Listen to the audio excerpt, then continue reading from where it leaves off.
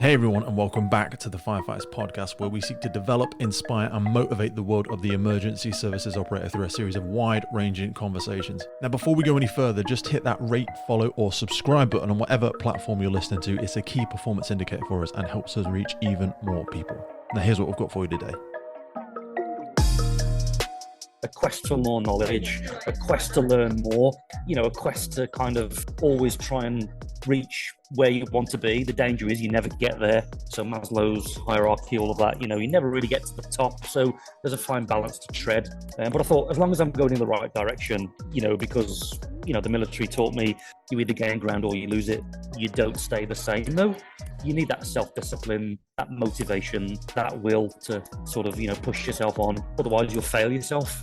What I experienced in the military was a structured system of assessments and priorities. Don't deviate from it. And everybody knew it. It was well drilled. It was well organised. If someone is severely bleeding and it's from an act of aggression, it needs another act of aggression to manage it. That was our attitude. This episode of the podcast is brought to you by Gore-Tex Professional Fabrics. Now, we all know the working environment of a firefighter is filled with challenges. We face serious risks on the job, such as heat exhaustion, burns, physical and mental stress, and we frequently come into contact with high levels of toxic chemicals. Now, I have been wearing Gore-Tex for nearly 2 decades on the front line, working in hostile environments, tackling challenging incidents from firefighting to water incidents and in urban search and rescue environments. Gore-Tex have a well-earned reputation for protecting professionals in the fire and emergency services through their family of highly innovative, waterproof, breathable moisture barriers that exceeds global performance standards and are trusted worldwide. Gore-Tex, going further together. And Mike, welcome to the podcast. Hi, Pete. Yeah, great to be here. Thanks for allowing me to be on the podcast, along with some other so many great people have been on this. We're getting there, mate. We're getting there slowly but surely. I feel like it's the brave people like yourself, like Neil, like some of the other subject matter experts who are taking those first tentative steps into this weird and wonderful world of technology. And podcasting is just one medium and one way that we sort of translate that to other people and get the message out there about the emergency services. But you've got to be brave to do it because people worry, what's going to happen? Is it going to go wrong? But yeah, it's interesting because of the people. Certainly not because of me. It's because of such as yourself and people that have got that colossal amount of experience and authenticity. So yeah, I really appreciate your time, brother. I think you're putting me up on a pedestal, but that's okay. You know what the irony is though? You already know everything you know. That's what I always say to people. And people don't think they have an interesting story or an interesting life or even interesting experiences because you were there for all of it. So when you connect the dots looking backwards, you were like, oh, yeah, I suppose, yeah, well, maybe. I mean, I did kind of do the thing and I've been part of this and I have been working in this sector for X number of years. But It's kind of like that self-deprecating thing. We have it in the Western world. We don't like to maybe like scream and shout about each other very much. It's a weird thing. I don't know why that is. It is. But I'll try my best and I'll try and live up to the standard. Mate, so for people that are unfamiliar, obviously you come to us from IRRTC, but as I was having a conversation, previously with one of your colleagues, Neil, learning a little bit more about the aspects that you cover within this sector, both from your history as in a medic, both as a trainer within the military, some of the specialisms that you do within trench rescue. So for people that are completely unfamiliar with you, could you give us like the elevator pitch, a whistle-stop tour of your kind of background in the sector and the emergency services? Okay, as brief as possible. Joined the military as sort of a teenager, I suppose. Always wanted to do that. Come from a family history of military, grandfather, father, uncles, all that kind of stuff. So it seemed like the right thing to do. But as I was going through that journey, I started to see things that really took an interest in. So very quickly, I started to get an interest in sort of medical kind of sort of interests, and I always liked that when I was at school as well. I did PE as a subject and physics as a subject, and so I already was like the biological and the anatomy and physiology side. So that was already there. But then in the military, I could see I was always sort of encouraged to pick a role and look at what they do and ask why they do it, and that's kind of your motivation to be like them, sort of always kind of advancing. They called it pursuit of excellence. That sounds corny, but I thought it was a good way to think. There is something about the military that's almost an expected continual development. I mean, we talk about CPD and the emergency services, but with the greatest respect, some people will sometimes become a firefighter or a police officer, and they may stay in that position or role for the rest of their career. But that doesn't mean they can't continue to develop. I mean, a lot of the courses that you run are open to people at almost all ranks and positions, and people can Yeah, continue to develop in the same yeah. role. But some people hear development and they think it automatically means promotion, but that's not necessarily the case, especially in the military. No, it isn't. But I saw this.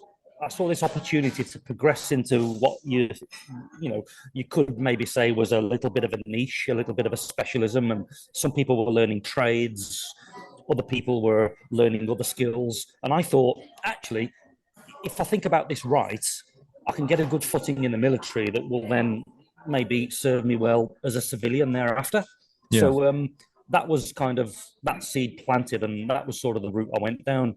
So after some time in the military, I then took an interest in getting a normal life, if you like, as a civilian, because That is the downside of the military, isn't it? It's almost all yeah, consuming because you move around places, and if your yeah, family can or can't come with you, it's almost like it's not just a vocation, it's an entire lifestyle, isn't it? it is, and I didn't want to sort of get into a relationship and start a family in that world because it's a terrible It's strain, littered with with tragic yeah, stories of it not going right yeah, sometimes, isn't it? yeah. So, and I thought, that's not good. So, this isn't something a family and all of that isn't something I can do in this role in this world. It needs to be something that's a little bit more structured, not structured, but a little bit more sort of, you're around more, you're not away, all that kind of stuff. So, Yeah. so then I looked at, I had the opportunity to get involved with a small business. I was into motorcycling at the time. And so I became I passed my direct access to ride a full size motorcycle. Loved that. Yeah. Really got into that. And the guys I did it with saw something in me, and they became friends, and all the rest of it. There's a big social side to it, and they ended up inviting me to become part of the business, which I did.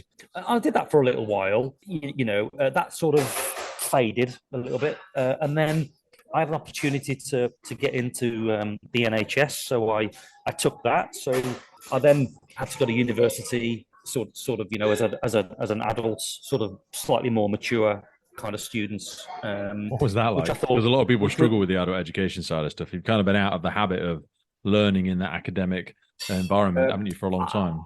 I love that side of it. I love that side of it, and I was probably a real pain in the backside in lectures because if a technical question was asked, I'd answer it, and I Yeah. thought, ooh, and probably to the dismay of some of my colleagues, fellow students in the lecture theatre. But I just thought, I'm here once, and I've got to make the best of this. And so, it wasn't a university where I was living in, so I didn't do that whole, Yeah. away from home kind of adventure that it is, or certainly that it used to be, I guess.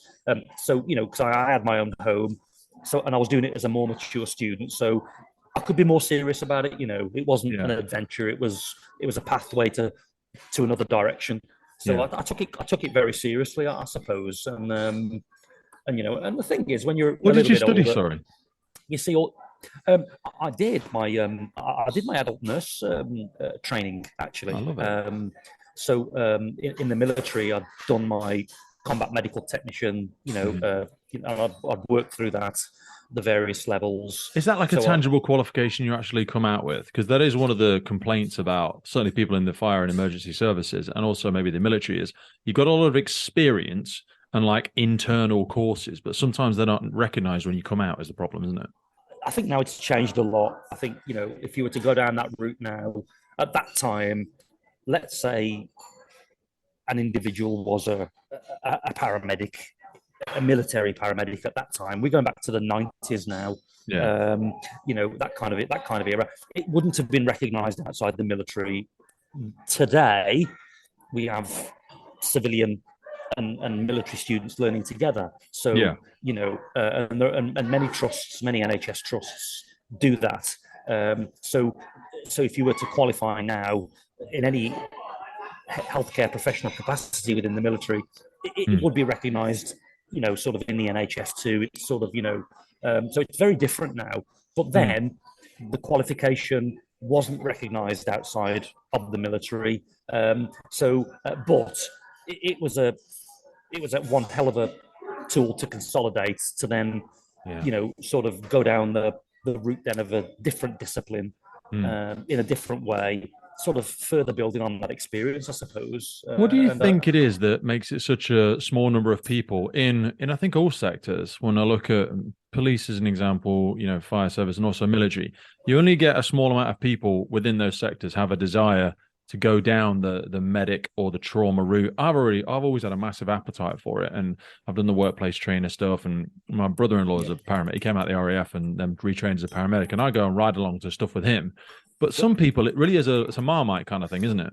I suppose maybe I couldn't speak for others, but it's sort of, I felt like it was, like a fire inside myself, really, a quest for more knowledge, a quest to learn more, a quest to kind of always try and reach where you want to be. The danger is you never get there. So Maslow's hierarchy, all of that, you never really get to the top. So there's a fine balance to tread. But I thought, as long as I'm going in the right direction, because the military taught me you either gain ground or you lose it. You don't stay the same, though. So you need that self-discipline, that motivation, that will to sort of, push yourself on. Otherwise, you'll fail yourself. That's a great analogy, because you're right. Everything else is continually moving forward. Life is continually ongoing. And if you're not continuing to develop yourself, then actually you're not staying still. You're going backwards. You just don't realize it. This is it. So that's why, again, it sounds really corny, but never assume. Just keep putting one foot in front of the other. Keep going forward.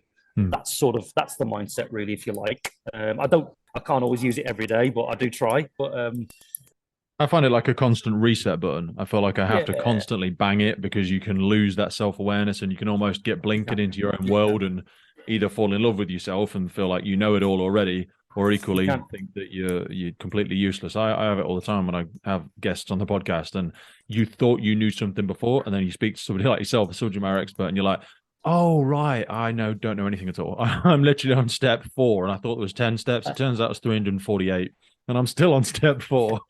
Yeah, well, this is it, I suppose. Again, I suppose you measure yourself against your peers, and I think humble is best. I think, Yes. And I've always tried to be grounded and humble, but sometimes I can be a little bit forward and a bit direct at times, and I suppose that could maybe occasionally be misunderstood for some kind of arrogance. It really isn't, though, because I'm a person that goes away and reflects, and I give myself a real hard time if I've not done something as well as I would have liked.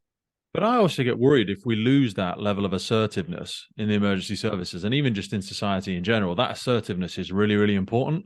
And I hate when it does get misinterpreted as overconfidence or ego, or even being rude or something like that. I think especially in our domain, in the emergency response first responder community, we do need to maintain that and almost protect it from people misinterpreting it. Yeah, I think you're right. So as I was going through that training, it was done over a 3-year period. There would be 7 weeks of theory. There would be, and then you would go out for 7 weeks in clinical practice to try and link the two together, over a period of time. And at the end of it, you would acquire a certain amount of hours, both theory and practical, to then satisfy the governing body at the time, and you would go through that route to then qualify, and I suppose the analogy would be, if you compare it to your driving test, you learn to pass your test, but you learn to drive when you've got your license. That is so true. That is so true. And but what I've started to see, and we're going back to 2009 now, when I've done the time at university, what I started to see in that student journey, which was wonderful, and there were some not so good experiences along the way, I kept reflecting on the fact that I didn't feel like I belonged there. Okay. And I sensed that if there was a mistake made, I thought, no one's going to support me. I feel like I'd be on my own with it. And Yeah. that wasn't the same sort of, I didn't have that experience with the previous sort of industry I was in, the military. It was very much a family. And I didn't feel I like always think about that with yeah. paramedics, especially when they're riding by themselves in a car. I'm like, but even from a mental health perspective, they don't have the opportunity to reflect, to debrief, to dissipate the stress, to shared accountability. I mean, we need to take personal accountability where it's due, but I do think that's an untold story about the challenges. We all think we're in the same job or the same sector. We are, but we're really not. We're all experiencing something very different. You're right. So I kind of subconsciously made a decision, I think, in the second or the beginning of the third year of that training that I don't think I want to work for this NHS full time. Yeah. And that was just my experience. I mean, I'd done training at a couple of different trusts in the West Midlands, and and my experience was I don't think this is going to be for me long term. So I spoke to a couple of people I'd got to know along the way, and they said to me, "Look, tell you what,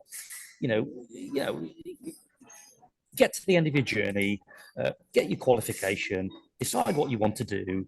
And I sort of saw myself wanting to go down a route of teaching others. I'd done some instructor courses in the military, and I'd been really motivated by some very, very passionate instructors in the military.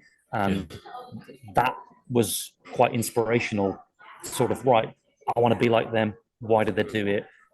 All of that kind of stuff that, I was encouraged to do sort of, years before, that then started to take over. So the route I went down was to join an agency and not actually work for a trust full time. Okay. And at that time then, I moved to Staffordshire, and I had the opportunity to take a look at the fire service and Staffordshire Fire and Rescue Service. There were some opportunities to join that organisation, and I went down that route, and sort of, which then starts to take us down the direction of where we've gone today. So how old would you have been then when you joined the fire service? Off the top of my head, I would have been early 30s. Yeah, sort of like mid 30s, really. Yeah.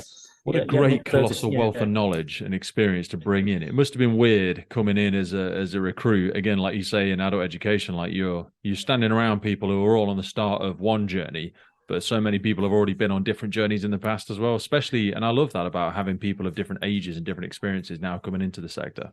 It was great, and I thought to myself, right, now what I need to do is take myself back quite a few years, and there's a game to play here.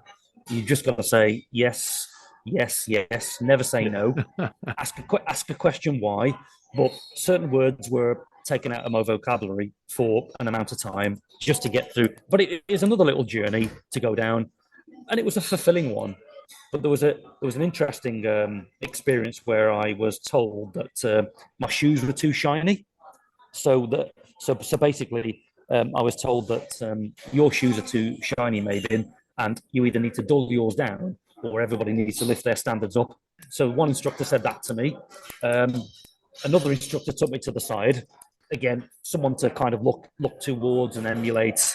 And this guy was a former Royal Marine Commando, really great guy. He'd been a PTA in the Royal Marines as well. And he said to me, "Don't change a thing. You leave it just the way it is." Okay. And this guy, we were both the same height.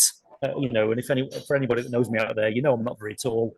So I thought, us little guys, just scraping 5'8" if we were lucky. We need to look after each other. So I went with that because I thought that was the right way to go. No, I love that, and you don't want to encourage people to dull their light, for want of a better description, just to make everybody else feel a little bit better.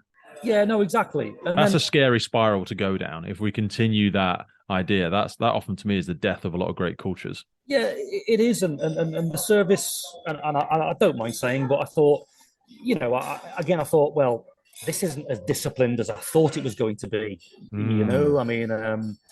Again, I thought, right, you've got to be careful now, Mike. You've got to not do what you normally do, and misjudge this or take it in the wrong way. But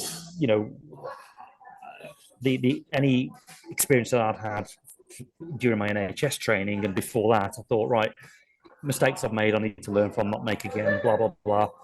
But what I couldn't escape was, I thought, this just feels woolly, and yeah, and it's like, but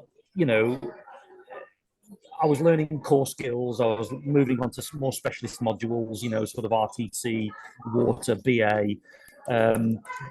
So I thought, actually, I am enjoying it. I'm learning new skills, but I was looking at some of the people thinking, where's the discipline? Yes. I was starting to sense it. And it really struck me then when I went out to a station, and sort of, then I really saw it and thought, I'm struggling with this, Mate, I feel that struggle all the time, and I've got it tattooed on my forearm. It's like I'm no better than anybody else. It's not a better, or it's just a different thing, and I really, really struggle with it. And especially like if we zoom out for a second and just look at that cultural or societal aspect to it, because something did shift, and I'm not sure what it is, but like with my kids, they come out and they muck out the horses in the morning with us, sort of 6 a.m. and those little things, for me, are really important, and they might seem wishy-washy to other people, and some people might even go to the far end of the spectrum and say, oh, that's abusive, making your kids pick up horse poo in the morning, all this sort of stuff. But I'm like, behave yourself. It's self-discipline. You shouldn't expect the world to impose discipline upon you. That's really sad if the world has had to do that, because your own self-disciplines have slipped to an extent where you can't even hold yourself accountable to some of the fundamentals. Yeah, I suppose. But what I have come to learn is that, you kind of can't impose your will on others. People are the way they are. But I have also learned that you can influence positively the things that are around you, in a small way. Yeah. But it's unachievable to try and, change things that are sort of, Don't set yourself on fire just to keep the rest of the world warm. It doesn't work. And also, there's a great quote by, I forget the guy's name, but he says, don't send ducks to Eagle School.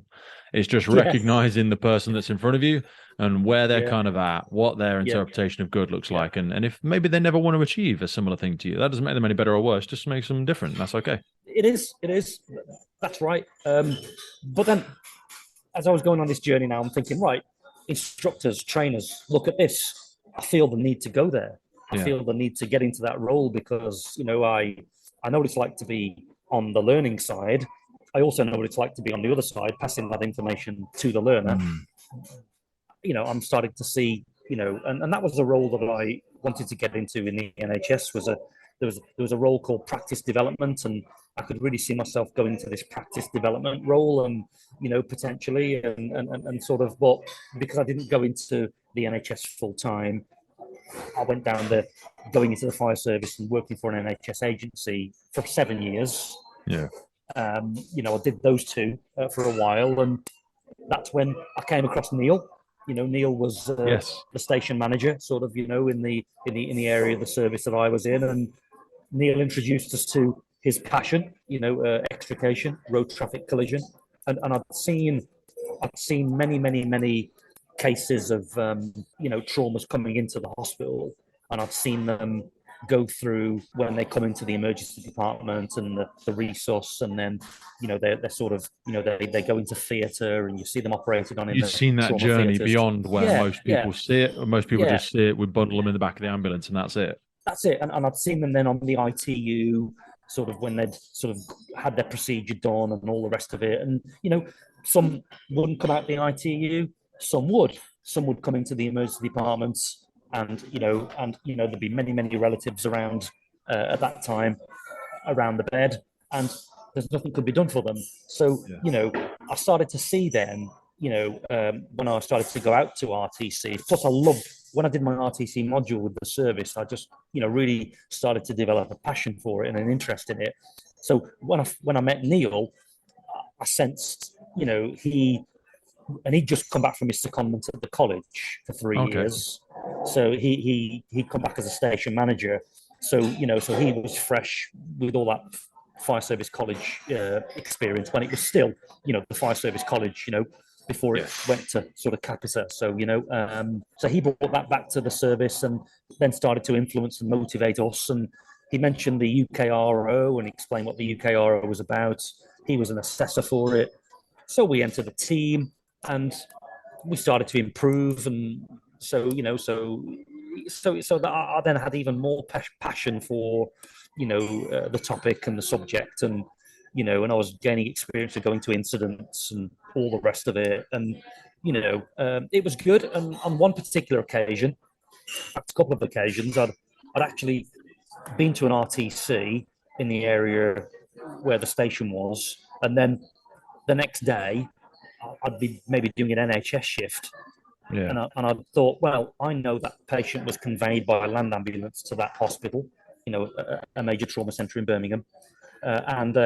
So actually, a couple of times I actually popped up onto the ward to see the casualty that we'd cut out. That's great though, and I think that's a real big thing that's missing in a lot of cases, because we don't get to complete that journey in our minds. And sometimes, that can help with the trauma aspect of dealing with what happened to that person. I know.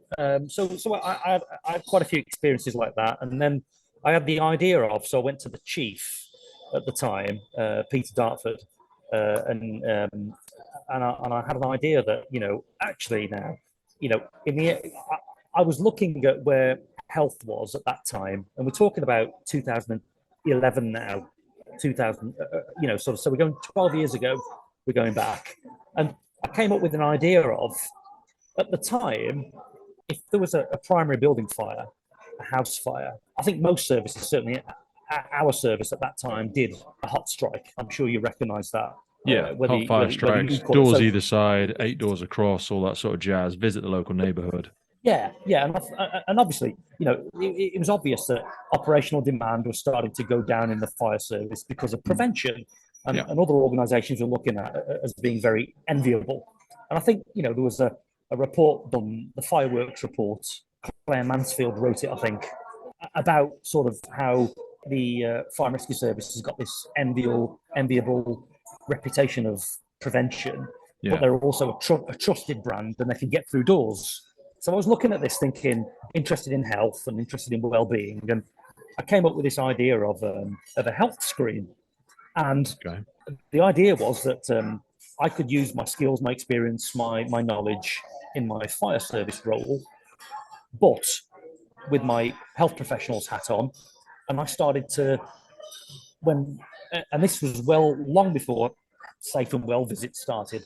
So the way it went was I actually, and Neil encouraged me to do a project initiation document for the service to think about how we could make this bigger, better, bit of a business look at it plan, as a potential model to use. Yeah, so I did this health screen thing where I could go into a house, or I could put a community event on, or we could encourage people to come to the station, and we could measure all of their vital signs. We could take blood pressure. I could measure cholesterol.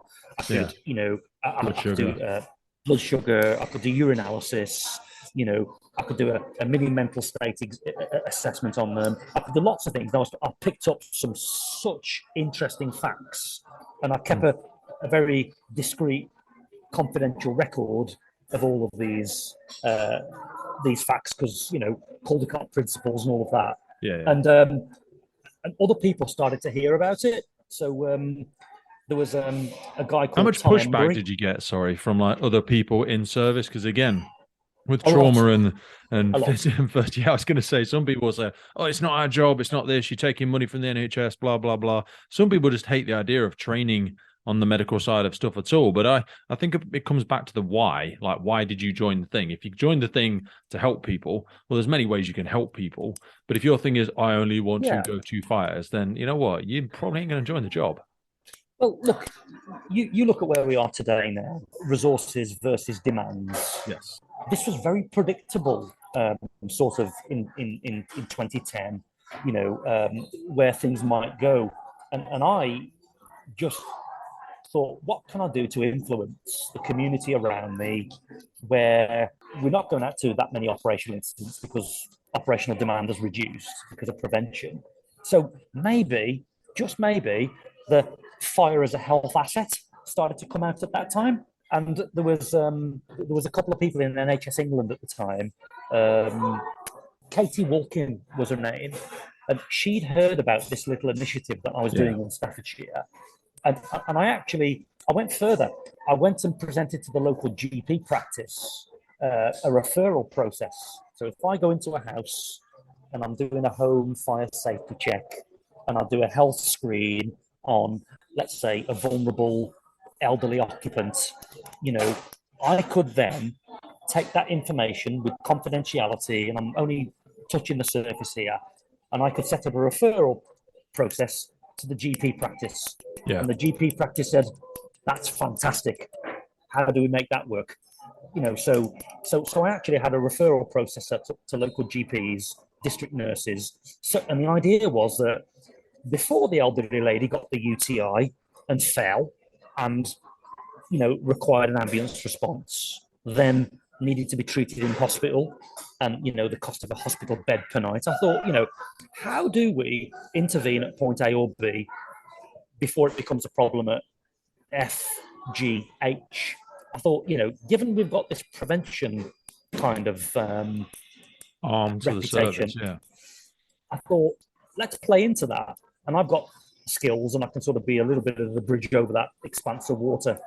And it was, we did a promotional film. I wrote about it in the service magazine. The chief was happy, the dep was happy, the people in the middle weren't, though.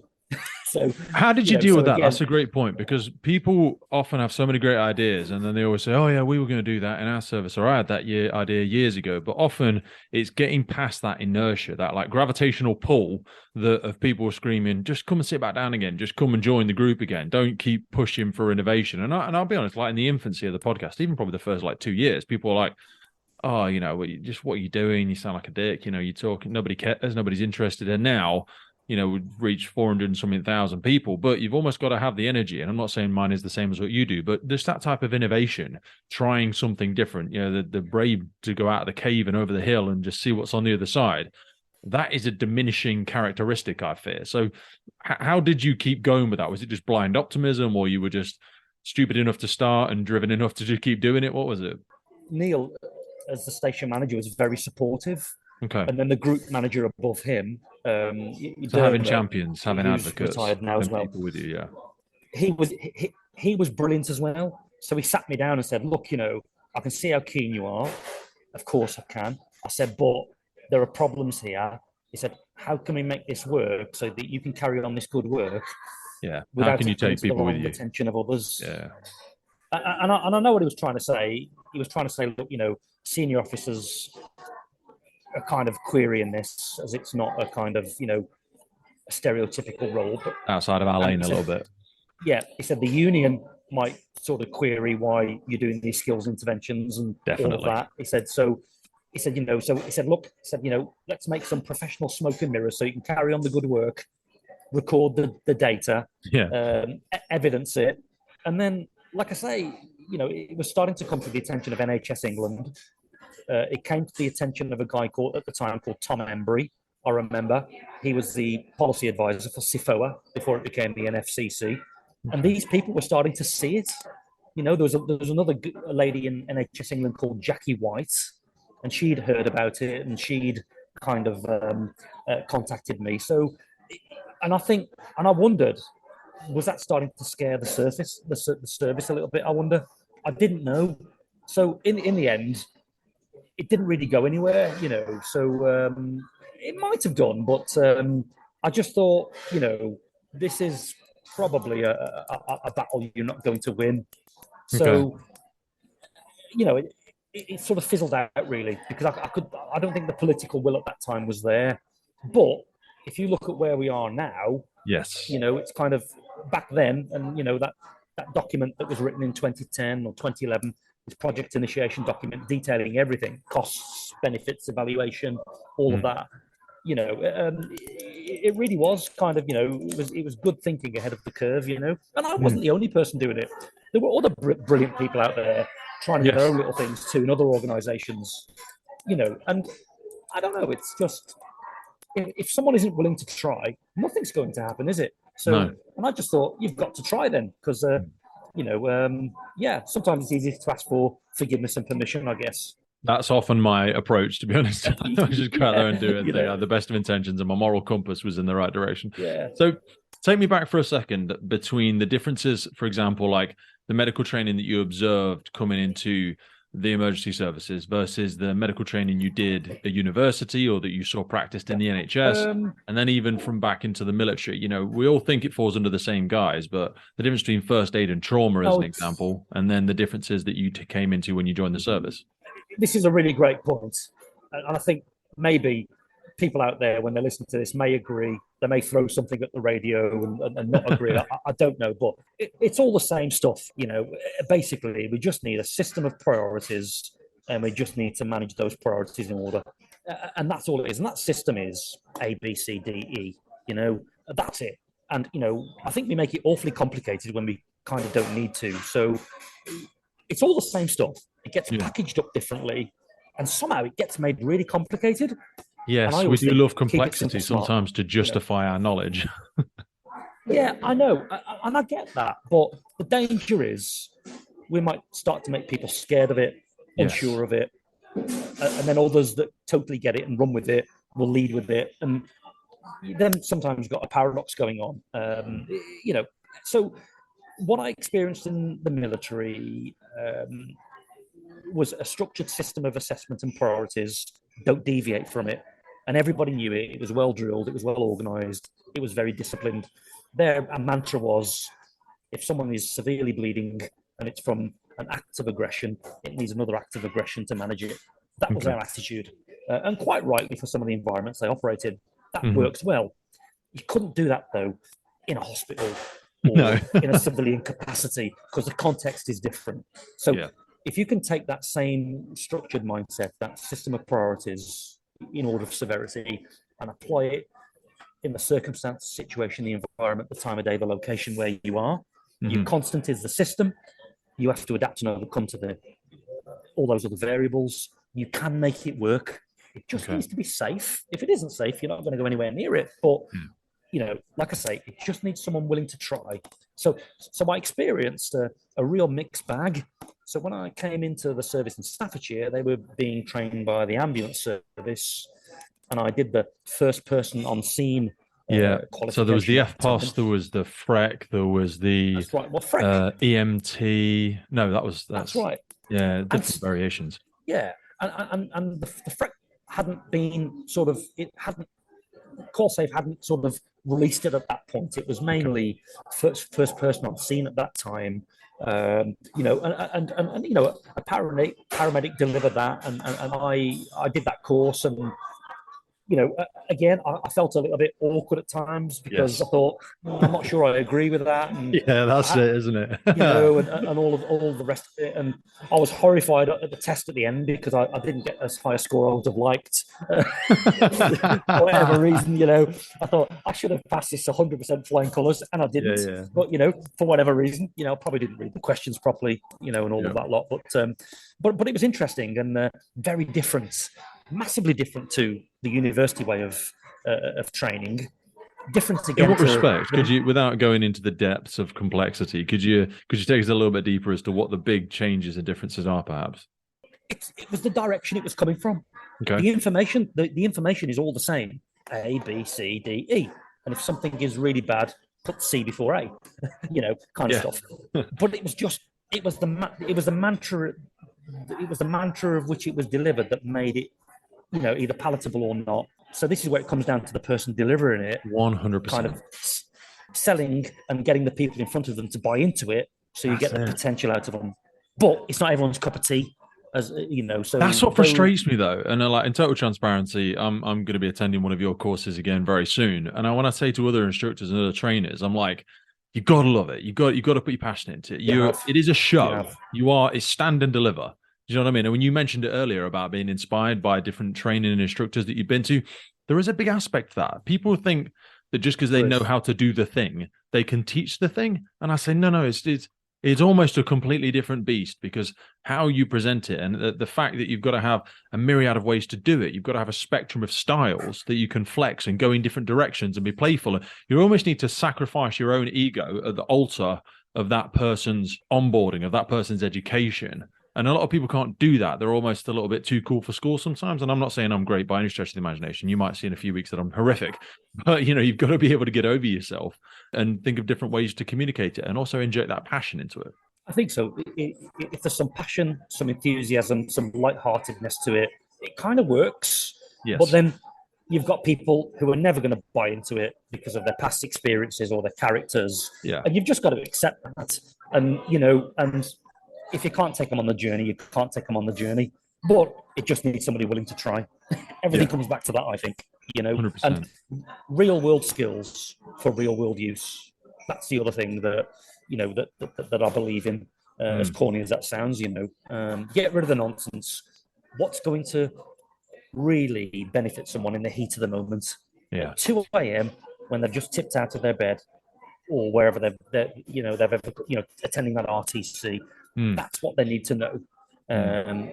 And under pressure and stress as well, those Yeah. kind of human factors, I yeah. think that people's fear about not knowing step number 47 makes them mess up on the first few fundamentals, like you say, just that ABCD. If you can turn up and that first 5 minutes is asserted with confidence, people around you develop confidence within you, and they go, "Oh yeah, this person, Mike knows what he's doing. He's going to save the day. He's going to help this person." But if you turn around and you're fumbling about trying to get some complex piece of kit to work that you've not Yeah. really used before, and you're not even covered the fundamentals yet. No, and the unknown question for many things is a person doesn't know how they're going to react to a situation until they're exposed to it. Mm. So it's that first contact with that sort of that skill or that situation. They've then got their answer for how they thought, felt, reacted. So you can Yes. build a little bit of resilience and development thereafter. Mm. But it's an unknown for many people until they're exposed. So you've got to Mm. factor that in too, if you like. So that's where I try and covet it from. So it's a real mixed bag, all the same stuff being delivered, obviously different levels of complexity. But Yeah. what I found was the game changer was the person delivering it made the biggest difference. Yes. And that was the thing. And if you've got Because the they're the right conduit, person, aren't they? yeah, That's the yeah, filter that everything's got to come through. you can have the best course in the world, but if the person delivering the signal isn't good, everything collapses. So that's such a 100%. fundamental part of it, Couldn't agree with you more. So that was that was the main thing that I saw and experienced, and it helped me then think, well, what is the right path to go down? Mm. And I've sort of tried to develop an approach that's flexible and encompasses all. And hopefully people won't sort of go mad now, but some of the hardest audiences you can have can be firefighters, Yeah. on a course because they're they may be demotivated, they may be Mm. frustrated, they Yeah. you know they may not be busy enough. I don't know.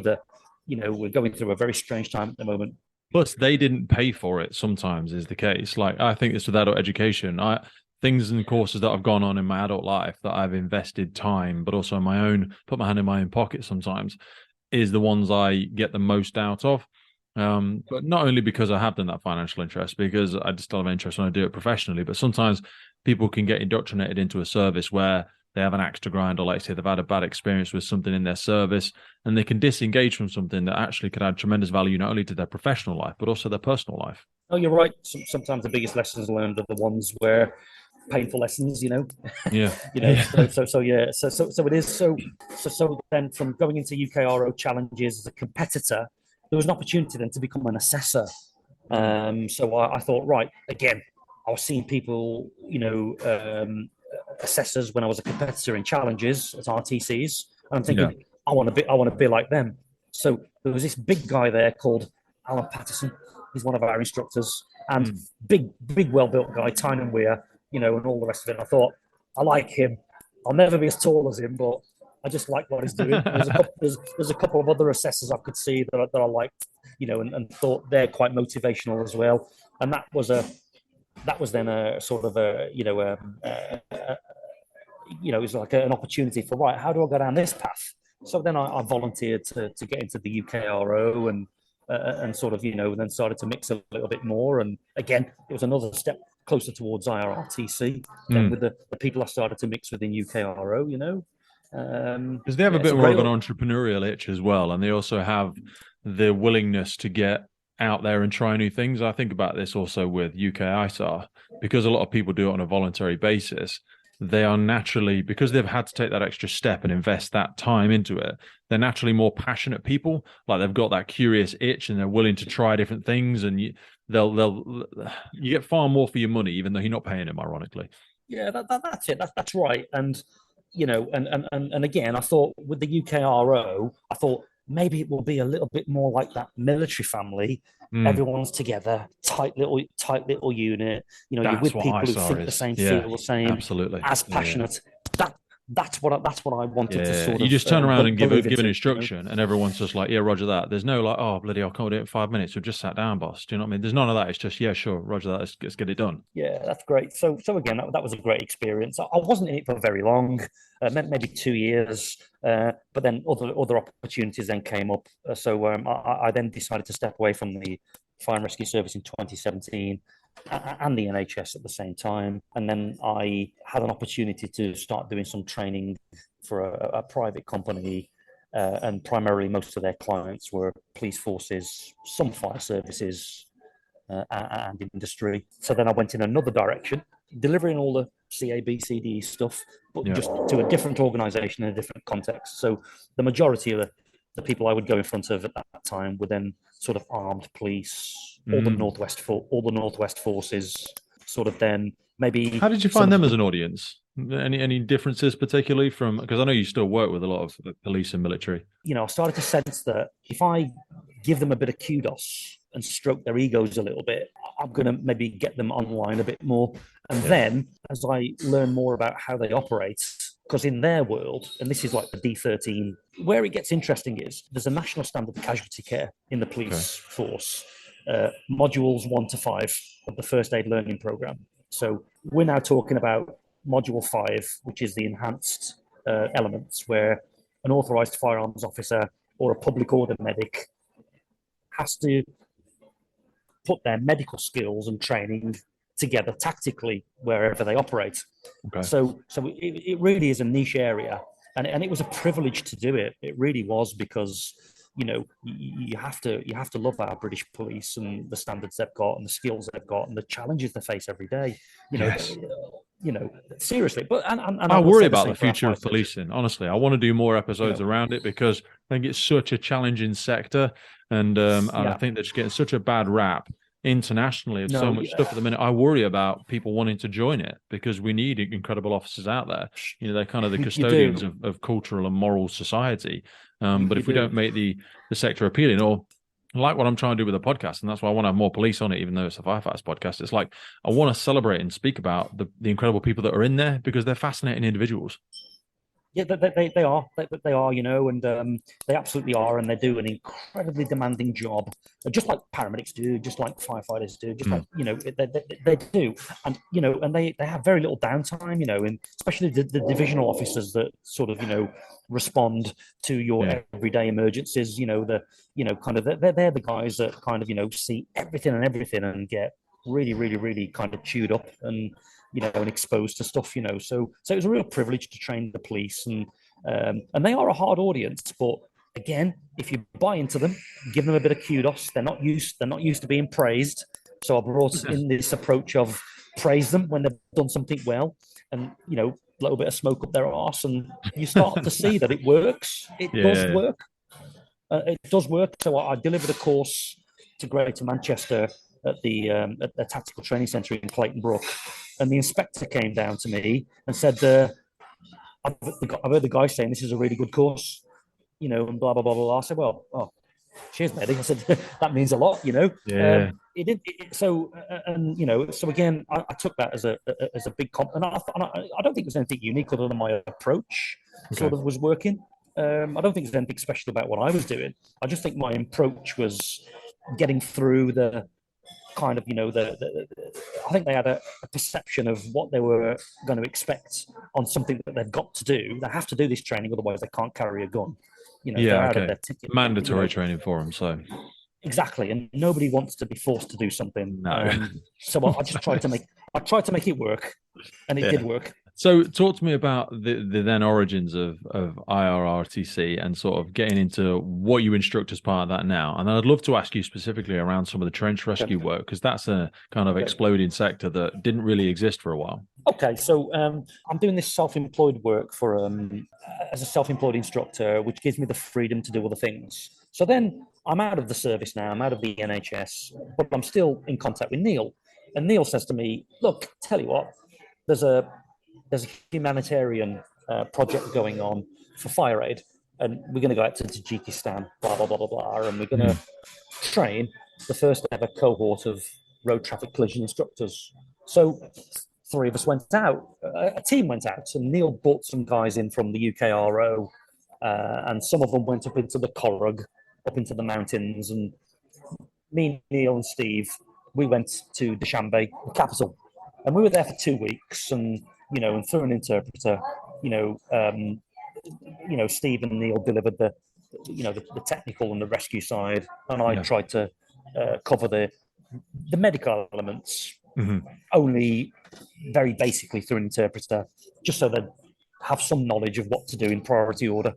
And it was challenging, but I'd done it in the military through an interpreter in the past, so I was used to that. And I really enjoyed it. And whilst we were out there, I'm sure Neil told you this story, we just came up with this idea of, when people retire, what are they going to do if they're still passionate about RTC? All of that colossal amount of knowledge just gets lost, doesn't it? So the idea came up with well, if we started a rescue company up specializing in this, we're going to be doing something we love. Hopefully, it would be beneficial to somebody if we can convince them to come through the front door. And there's nothing better than that. So we listed the company there and then, and it started, and that was 2017. And we spent 3 years building things in the background. I think we delivered our first commercial course in 2020. Wow. So to the Irish Defence Forces over in Camp Curragh in the Republic of Ireland. And then from there, we started with heavy vehicle rescue, road traffic collision, and little things are now starting to evolve. It's still a very small seed, Pete, but hopefully it's going to start to develop at some point.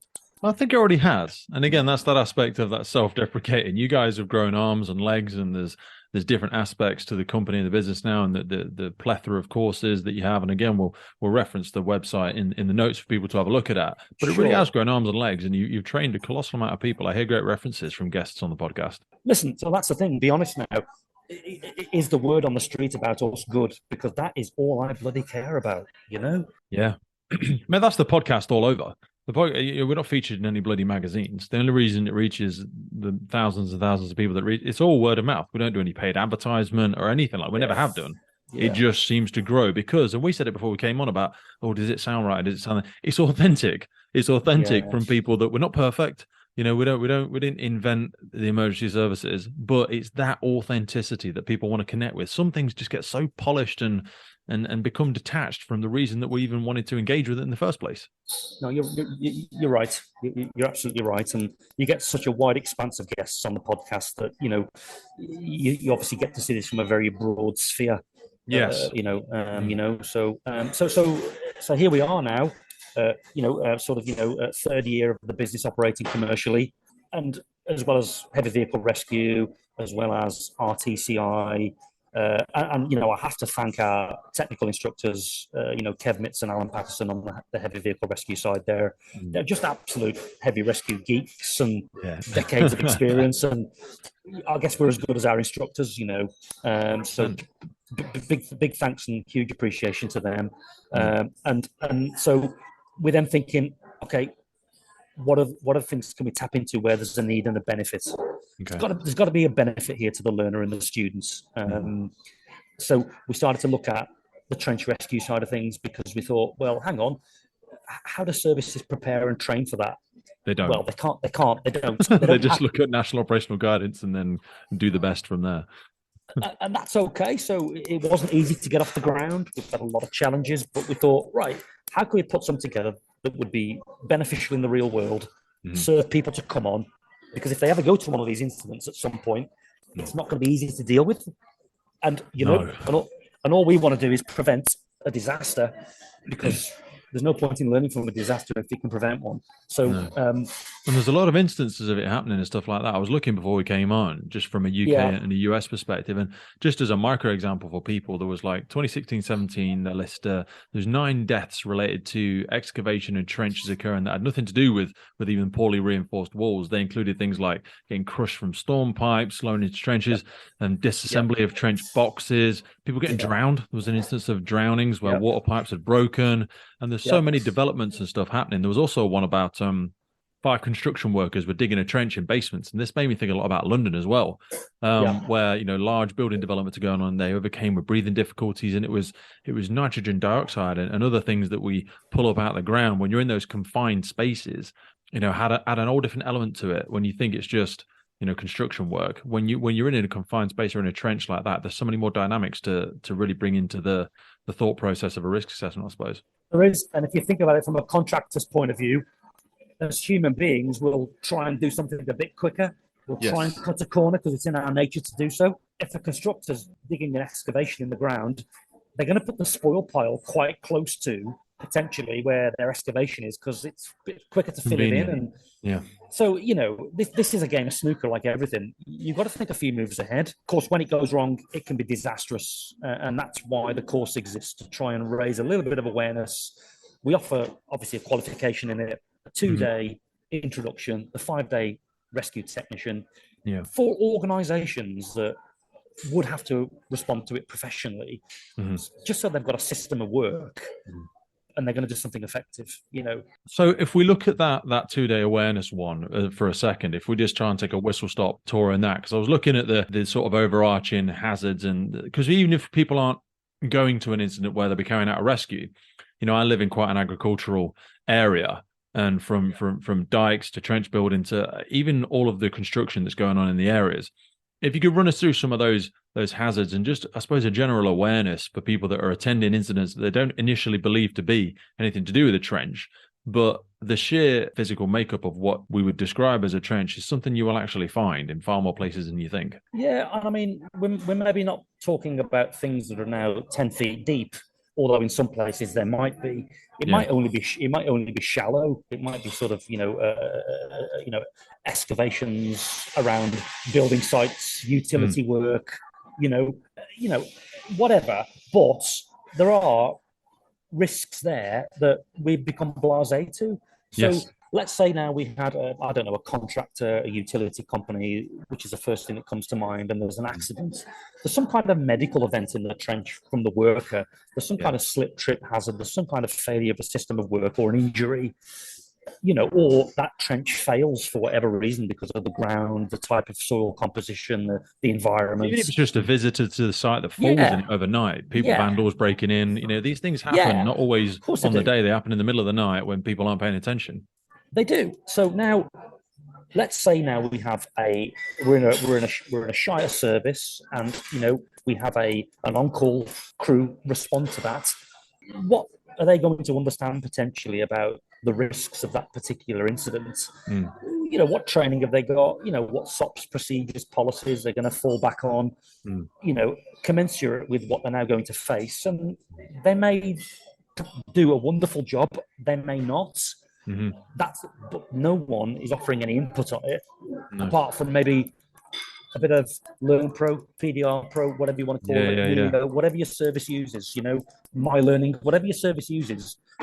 You can't have an information e-learning package on it to prepare for this. We've got to raise awareness of the risks so you understand them, so then you can develop an effective, safe approach. And if we have to carry out a rescue, we want it to be safe, effective, and casualty-centered.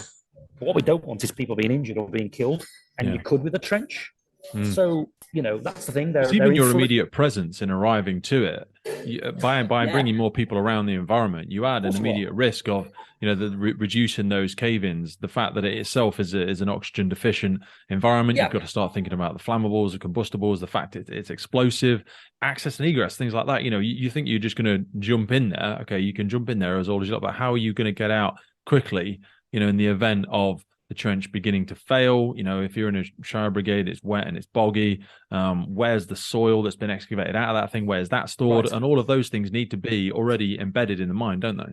you're right, and the real eye opener has been, when we were putting this together and testing it, and we had the first course we ran was sort of a quality assurance course for ourselves, really, where we had Nigel Leatherby come over from Paratech in the USA, and obviously that's where all of most of the trench rescue expertise is going to be.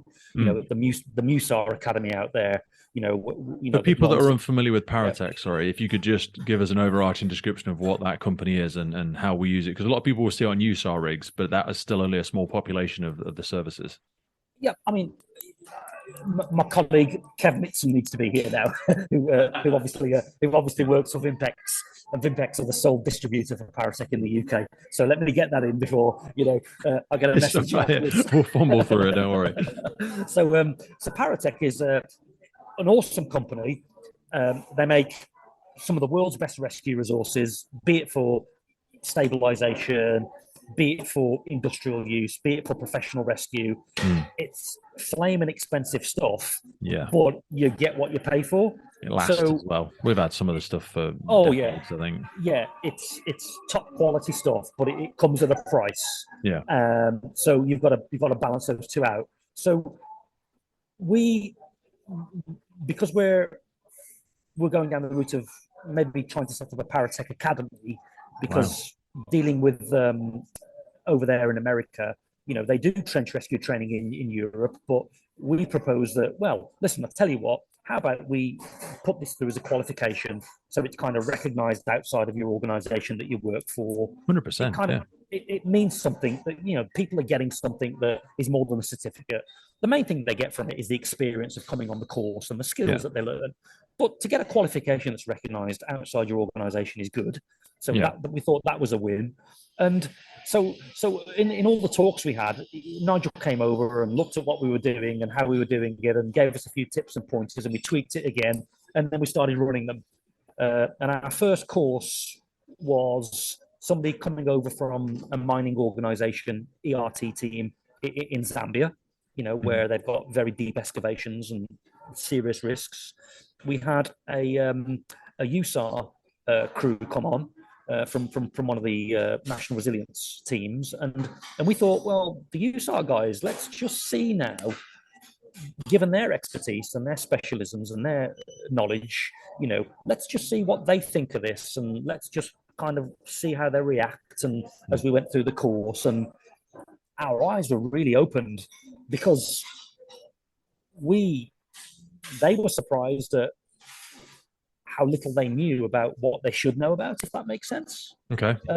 So that was quite an eye opener, and I mean that in not a negative way. Yeah, no, 100%. So that's exactly the feelings I had when I first did some work with Mines Rescue, and then they spoke about where the origins of some of their work had come from and what the mine safety used to look like and how it's transitioned to where we are now, and then starting to learn a lot more about the environment that you think you're entering into. Because I also experienced a lot of this in manufacturing, where we would have trenches at the back of the site where we would dump certain stuff. I'm not sure we were supposed to be, but then we also had silos, and we had different variations of complex hazardous environments that we weren't really familiar with, because they're now something that you would see in the day-to-day life, but they're big enough to put a human in. And when you start putting a human inside these things, like a trench or a silo or anything like that, it brings with it a whole nother sphere of thought that needs to go into what you're doing. You're absolutely right, Pete. You're absolutely right. It's a little bit like, I always use this iceberg analogy, which a lot of people use. You see that little bit above the surface of the water, but there's so much more beneath that water line that you may not realize or not know is there. And that's kind of the methodology of what we're trying to get over here. You cannot know everything in a service, because there's so many occupational competencies for FRS to maintain. But here we thought there is a benefit to putting this on, from the practical exposure, the theoretical exposure, the challenges of an incident. It's not going to be a quick incident from beginning to end, but the risk that's associated with it is huge. So for organizations that have a corporate responsibility and a liability to their professional rescuers, how would they be preparing their professional rescuers to these that is the big shift. Sorry to interrupt you, but the difference between when we do it in manufacturing, everything's planned and slowed. Whereas when you take all of that stuff, and I think about it with rope rescue as well, you don't. I always think when I should turn up at these incidents, I'm like, slow down. Oh, I just keep saying it to myself, slow down, slow down, Yeah, slow down. But you're in an emergency situation, so there's always that, pressure, communal pressure for you to yeah, actually take action, for you to be seen to be doing something. And you are doing something, but yeah, trench rescues, urban search and rescue, collapse buildings, rope, you really need to slow down and get that safe system in work. yeah. Because if something goes wrong, someone's going to look at it afterwards and say, "Was this foreseeable, Yeah. avoidable, and Tell preventable?" us why Mike died. And you're like, oh, Yeah, shit. and that's when kind of the head shed, the powers that be of that rescue organization are really going to be twitchy when that Yeah. when there's an investigation done and an independent expert comes in to have a look around, and that's when the magnifying glass comes out. So this Yeah. is all about kind of preventing that by just preparing people. And if Mhm. something does go wrong and you follow procedure and it's documented and you can evidence what you've done, Mhm. it's a much better place to be. So look, Yeah. so we looked at sort of what trenches are used. We looked at the key components of incident command at a trench rescue. How can we make that fit the mindset of the FRS in every incident they go to so it works? We thought, well, we need to understand people about soil types. Yeah. And so the USAR guys, we said, well, tell us something about soil composition, guys, given Yeah. and again, it's putting them on the spot a little bit, but we wanted to give kudos to their expertise and their subject matter as well. But we wanted to sort of, genuinely tease out what they knew. Yeah. And they were surprised to understand the differences with the soil types and the implications that might mean at an excavation. So I learned a little bit about this again from my old man because he ran a building firm for 50 something years, and it was like when you would order concrete, it was always measured in the slump. So they would yeah, speak about the slump of the concrete and if you would put in posts or if you were doing foundations. So then he started bringing, because he was a real geek with the same sort of thing. Like he wasn't just a builder. I'm sure everyone had said this about their dad, but he really got geeky about how things worked and how archways were built. So he started talking to me about things like the angle of repose and that critical angle of repose and the granularity of the material and the steepest angle of descent. And you kind of get really, really into that. And people think, oh yeah, whatever, it doesn't matter. But in the simplest fashion, we've all dug a hole at the seaside. And then when you get too close to it or it reaches a certain pivoting point, or depending how far away you are from the hole, you can cause it to collapse, or the different types of sand as it's you go away. And that's as simplistic as he could ever explain it to me, I suppose, as a child. he's so right. If you dig a hole into the ground, it sounds corny, but Mother Nature will want to fill it in again, and Of course. eventually, it will do with the aid of gravity. Yeah. It just depends what kind of ground you've got. Because if you've got stable rock, well, that's really safe. Mm. Nothing's really going to disturb that unless you start blowing it apart with And it depends on the C3 composition or of it as well, C4. doesn't Yeah, it? Because of it's course all it about does. solvents and water. Because he always used to say like water is like a connective particle. It says it brings that It does. electrostatic attraction of the water to the mineral surface. But past a certain point, there's a point of diminishing return where something gets so wet that it 100%. shifts. And that 100%. and you may not be able to apply all of this in the moment, but to have that holistic knowledge in the back of your head as you approach these incidents gives you a subconscious indicators about where to stand and what to do, and you start building more layers to the picture of what an incident looks like. You're absolutely right. So again, we took the backwards and we said, so this is type A, type B, type C soil. There are two subtypes of type C, and now what you've got to think is recognize what type of ground you've got, what type of soil composition it is, because it's going to dictate how unstable that excavation might be, and how better or worse you might be making it now, Mm-hmm. depending on your scene of operations. So that Yeah. was a real eye opener for them. And we, at the training center where we are, we have type C granular soil, which is sandy, unstable, it's constantly moving, and it's also on a gradient.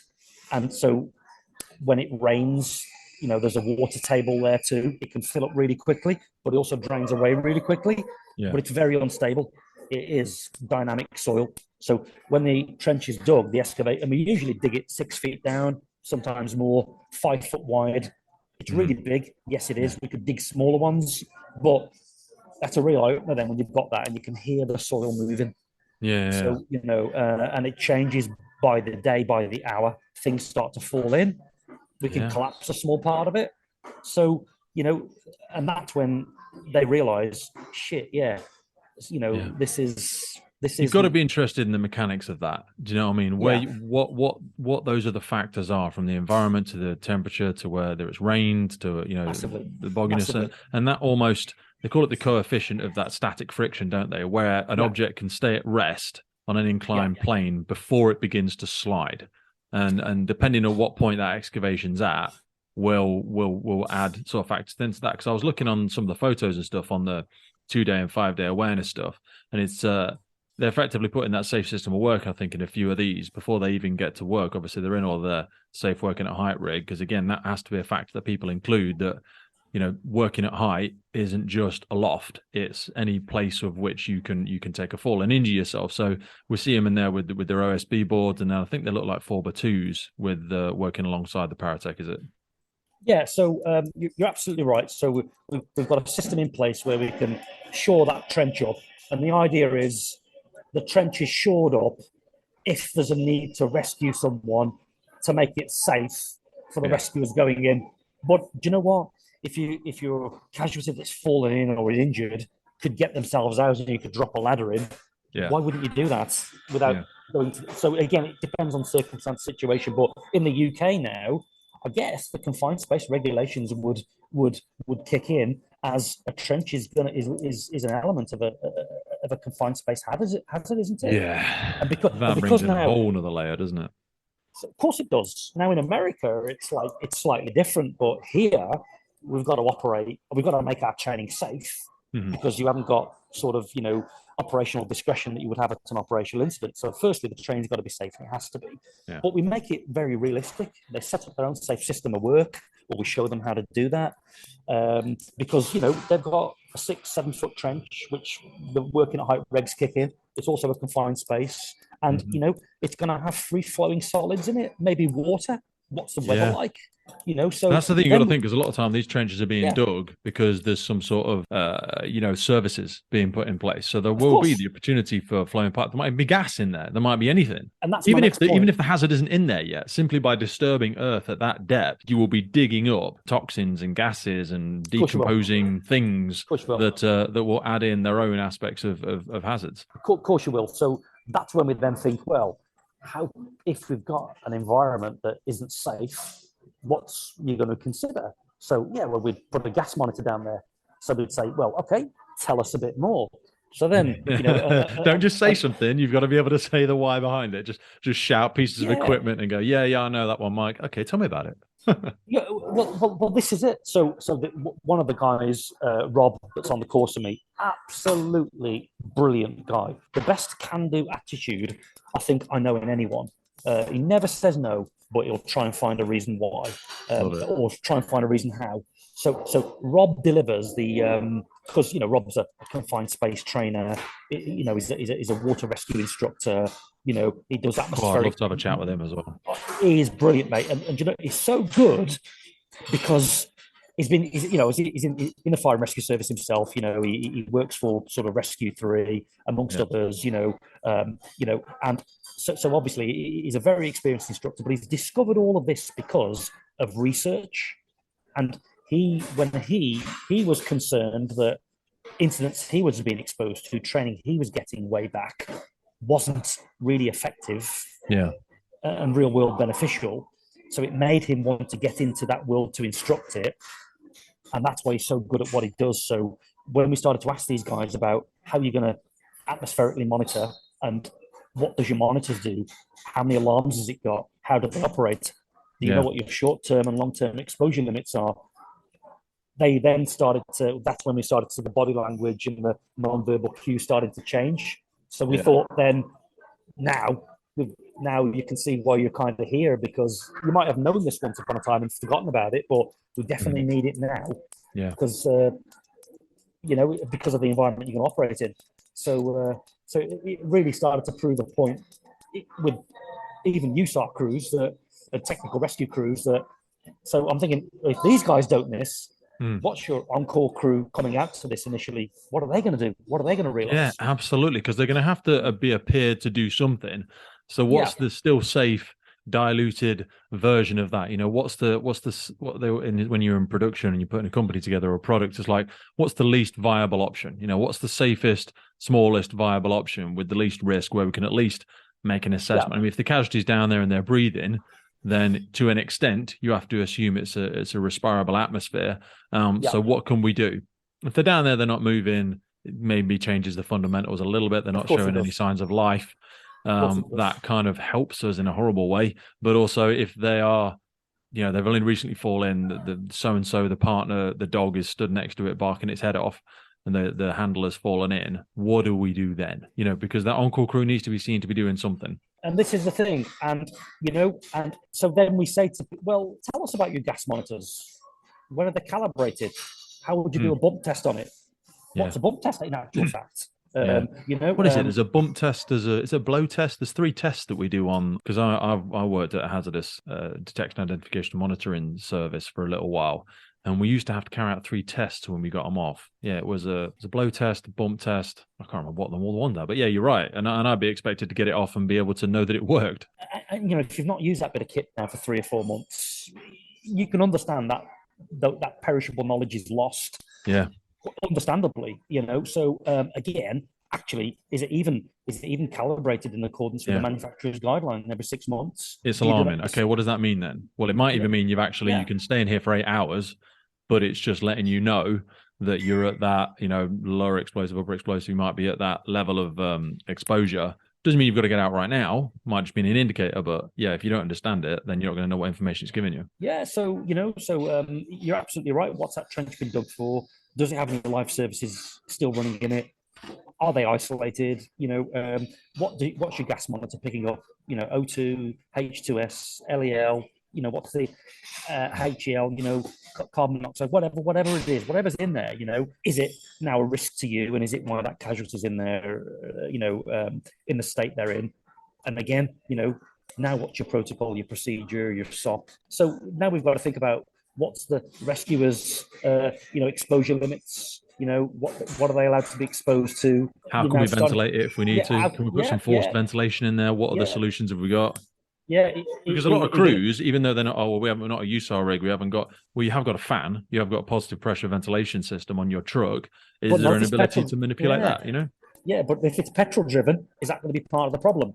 Exactly. There's a lot of electric ones coming out on the trucks now we can take into high-rise buildings as well. But you're right, it has to be that consideration. Don't just knee-jerk and go, let's get that. Well, if it's petrol driven, you're introducing another hazard there. So it's all of those factors, isn't it? It is. And what I've come to realize is no 2 services work the same. They've all got their own individual procedures, policies behind the scenes. So it makes it sort of, you know, so common sense isn't commonplace in the fire service. No, you know, so it looks the same on the outside to the public, but they're quite different behind the scenes. As a police force and ambulance services, you know. So there's all these little variables that we feed into the course, but the atmospheric monitoring one is a huge one. And on the last day of the course, we always give people an opportunity to confirm their knowledge back to us. And the past 2 courses we've done, they've been able to do that. And the question they asked for is, can you go over that atmospheric monitoring stuff again? Because it blew my mind. Yeah. Because then they've now realized. It's like an atom in itself, isn't it? It's like when you crack an atom and it explodes into a million questions and you're like, oh, wow, you know, you could do a 5-day course on that in itself, but some services might not justify it. You could. And, you know, so, and then they realized that they've either been using it wrong, misunderstood it, the device isn't working properly at other operational incidents I've been to, and they've just realised that there and then. You know, so that's one good element of the course. There are many others, but it is truly beneficial to come on it, and we tweak it as per the learner's experience. So you know, because for us, it's all about those people in front of us, their experience, their benefit. You know, are they taking real world knowledge now away that they can use, influence others? You know. If they are, we're doing our job right. You know, if they're not, then we need to fix something, and we need to fix it now. You know, it's that kind of attitude really that we have, and you know, nothing is taken for granted. So, Mike, we're obviously speaking all about trench rescue there, and we've gone in kind of, and it's my fault really. We've gone in a million All right. directions. Could you just help me separate out the two day, and for, I suppose for listeners and services and chiefs of training departments or whatever they might be, what bits are actually in the 2 day and what's in the 5 day, and maybe like if people were looking at they heard this and they think we definitely want to send a couple of people on that. Who is best people pitch into the 2 day? Where do you think that kind of lives in people's development versus the value people would get additionally in the 5 day? The idea of the 2 day is it gives that awareness of the trench rescue for, say, a tactical advisor, a mentoring officer, or an initial attending crew. Or, Okay. So again, we don't go into the complexities and the depths of the 5 day technician course, but the methodology is still there as to why this is such a risk, why you need The kind to of know station about this. managers, group managers, potentially people that would be going on scene and overseeing the safe systems of work around it. It gives them a whistle stop tour, like you said, as a tactical advisor to understand what looks right and what doesn't look right. Definitely, and based on previous experiences and previous incidents in the UK, there's a massive need for that. And they're getting an accredited SFJ award, which means something, quality assured, all of that. 100%. We've just had Candice Miller, the head of SFJ Awards. She's just been on, so she actually mentioned you guys, and it's great to see more people coming into recognizing that you are in adult education and having a formal qualification in something is extremely important. But what you said there, sorry, because when there's a lot of people jumping through ranks these days, and they'll find themselves turning up to an incident, and they actually do have overall responsibility. So if it does go upside down, back to front, and start spiraling quickly, it'll be them that is held accountable to it. So that aspect of awareness in that 2 day is especially important for people rising through the ranks, I think. I guess it is, but services are changing, and it's whatever priority that service is working towards now. Yeah. My worry with the trench situation is like the growing electric vehicle dilemma. It's sort of, there's a huge gap there that we need to target. We're getting away with it a little bit at the minute, and it's going to bite us in the bum. Definitely. Yeah. I think so. And all we want to do is prepare people for these infrequent but seriously risky incidents, so that they do the right thing one day. I said it before, mate. I think because land is the one thing we're not building any more of. So as we start to build houses and stuff everywhere, people and again, I reference back to London, people will go up for as long as they can and they'll go outwards as long as they can. And eventually people will start going down. A lot more people are building things in their backyards. They're buying plots of land and digging down into them. I do see this being a growing factor that we're going to need to address in the emergency services. Yeah, let's see. But all we want to do is, if there's a benefit we can offer and expose professional rescuers and other industries to this, then we want to be able to do that so they genuinely are more skilled and knowledgeable. Well, speaking about that other industries aspect, sorry, I was reading recently that you guys had done some work with the military. You've been part of a big military study as well. Was that right? Yeah, I think, So there's Alistair leads this at the Defence Medical Services in Lichfield. And I hope he doesn't mind me saying, Neil's had a lot of contact with Alistair. I've not had much, but University College London, the project is called Project Packington. And, a lot of people already know about this out there, and they may well have been approached for interview by University College London. The researchers. Assume people won't, because honestly, the first time I spoke to you today is the first time I heard of it. So I'm just pulling up a little bit of information about Project Packington, but it's quite news to me, to be honest. Yeah. So the long and short of it is, it's something the military have identified that it's all about how well are they prepared to rescue themselves from military vehicles. What's the understanding? What's the capability? What are the risks? There are massive risks. There's a huge gap in understanding who is best placed to sort of target. So as I understand it, the University College London were tasked with, doing some research, and what's come into it is, external innovators like ourselves, the UKRO, and there's like this pyramid of sort of from external innovation to best practice to implementation towards the top. And exit sort of features in there. You had Tim Nutbeam on. That was a recent great episode. Fascinating. He's great, isn't he? Yeah. I'm hopefully having a chat with him about something. Mate, you guys should do some work together. You and Tim would be awesome. Well, I don't know, but Tim's diary is a lot more congested than mine at We're the all moment. busy. We're So all busy. hopefully that'll happen soon. But the general vein of it is that even the military now are looking at how they could carry out a rescue from from a military vehicle, whether that be an armored one or otherwise, and where's the capability, the tools and knowledge going to come from to implement that? And that's what Project Paddington was essentially about, collaborating stakeholders and experts together to try and find I think a I remember solution. speaking to perhaps one of your colleagues before about having almost like what does the equipment even look like? Like is it a combi tool Sure, in a bag? Is it an hydraulic style thing? Is it a sure. different brand or company? How far into those 6 steps of RTC do we need to go with them? And how can you give them again that least viable product that if somebody is even like in private security sectors, you know what I mean? If somebody is assigned to protect somebody and they experience a road traffic collision, what do they need to do?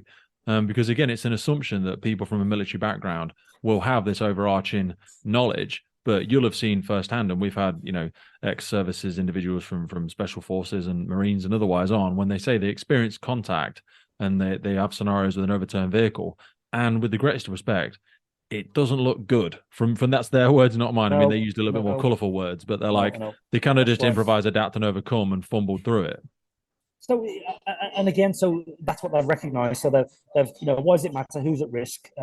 Who does it matter to? And there's, the coroner's deaths. Extrications rarely drilled in the military. Yeah, It's 87% of CMTs couldn't identify, how to use cutting tools, and 64% of military CMTs describe conflicting priorities. So who takes priority here? REMI, RAMC, all yeah. that kind of stuff. There's external innovators, there's best practice, there's practice, innovation, and integration. They then need to adapt it, and it then needs to be implemented. And I guess who would implement it is RAMC and REMI, I suppose. Okay. But that's again, we'll have to see where that goes. From an IRRTC point of view, we're just an external innovator along with UKRO and others. But again, it's nice to be on the periphery of that. Yeah, and that then feeds into the specialist rescue responder advanced and the introduction that we have, where it's designed for military, remote operators, self-sufficiency in mind. If a vehicle's involved in an incident, it's all about self-sufficiency, understanding the risk, understanding the environment, understanding the location and the time of day, adapting to it. If no one's coming to help you, you need to help yourself. So the thinking is, there is no one coming, this is all on you. So we just teach them self-sufficiency, and everything they carry is everything they've got to look after themselves. And we've run that for the Royal Marines and some government organisations, and Oh, already. mate, I'd love to be a fly on the wall to observe one of those courses. That'd be incredible. Because again, Well, just seeing those learning journeys from people that turn up who are already competent, proficient experts in yeah. their sector, but opening them up again to another factor they need to consider like this. Well, we had a course. One of the courses that comes to mind was where we had a government agency on it and the Royal Marines on it together, and Wow. they operated together. And I have to tell you, the Royal Marines, the commando engineers that were on that course were fantastic. In a week, the way they could operate a recip saw was phenomenal, and I can't praise those guys enough. Yeah. They know who they are. These commando engineers, but they were fantastic, and it was a real privilege to have them for a week, and they really, really, really represented their organisation, as good as you would ever expect. So we realised then that this is a great course. This really works. We need to get it out there and raise awareness of it. So, But isn't that surreal though? Because even at the is, beginning of this conversation, you were saying like, "Oh well, I mean, we're only 3 years in our infancy, and we're trying to do this," and then you've just gone on and listed over this past. I mean, we've been talking for like an hour and a half now.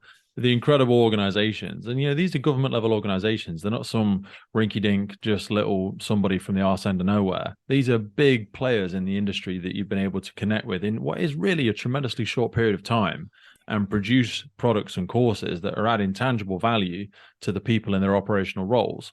So again, we come back to that self-deprecating side of it. I think you and the team and all the instructors and whatnot at IRRTC really need to have that bit of self-reflection and recognize how far you've come sometimes.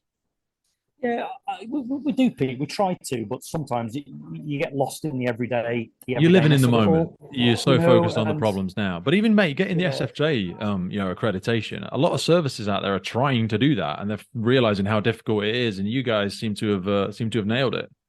well, there's not many tweets that I put on Twitter that Candace doesn't like or retweet. So There you I'm go. really great. I'm really great that she feels that way about us. That she I know does, she's got but strong values as well, so she wouldn't do it if she wouldn't just do it as a favor. She wouldn't align herself and or the company or the organization with people that had poor values, morals, or were doing it for yeah, nefarious means. So I think it's kind of it's a cyclical relationship. it is. And one thing I want to just mention here. I know time's getting short, Pete, but IRRTC, they're not up on a pedestal, Pete. We're a cog in a machine, and if there's anybody else we can sort of collaborate with, we would be willing to look at that because Mm, it's forward in unity. yeah. You make as many friends on the way up as you can because on the way down you don't know whose help you need. I know that's very old, but But if no, you're in mate. a But you do that by becoming the eternal student or remaining the eternal student. Sorry, it's yeah something we've referenced many times. You never yeah feel like the finished product. And I always call the podcast learning out loud because no matter who I've spoken to or what I've done or the courses I get invited on or experiences I go on nationally or internationally, you never know it all. You never the finished product because everything's changing. And no it's exactly what we said at the beginning of our conversation. no absolutely and one of the companies I work for freelance is a company called Trauma Resource, and they deliver to a lot of fire services, airport services, a lot of the offshore global wind organization. And again, I just want to give them a shout because the structure and the infrastructure they've got behind the scenes is phenomenal, and their Mm, quality standards. And so that still keeps me in touch with a lot of fire services from the IEC medical trauma side of things, which I'm very pleased to say I'm happy to do. So that it keeps the rescue side of it kind of joined. It keeps that full circle kind of revolving. Well, Because mate, you'll have to do as an introduction. This, and again, this similar to what you were just saying about Candice. If it's a tick in the box from you and the guys at IRRTC, then it's a company I'd love to, speak to and be able to give them that support and just learn a little bit more about where they started because I'm sure they yeah, have a fascinating origin story in itself. yeah, absolutely, absolutely. So that's where we're up to. It's just a small part of what we do, and if people want to go and have a look at the website, they can find out more. We're on all the social media platforms: LinkedIn, Twitter, Instagram, Facebook. Neil does the Facebook side of it. I kind of don't, but you know, um, It's all all I'll there, ask brother, is, and we'll put all those yeah, notes in the bottom yeah, notes for the podcast as well, so people can just scroll down now, take a look at where they're from. Mate, I've absolutely uh, enjoyed that. I really appreciate it. I know we're running into a weekend and I know you're prepping for courses and stuff like that. So I really want to say thank you for, taking time out of your busy life to be here with us for what's been, an hour and a half plus now. that's okay. That's okay. Just try and make me sound good, Pete, in your editing. Because Mate, the my biggest guest worry always is, sounds good. Honestly, when I'm listening back to these things, I'm always rolling my eyes like, oh, Pete, will you shut up no, waffling? You've got a I have subject matter expert with you, and I'm the one that keeps interrupting. It's a habit I'm trying to get better at. no.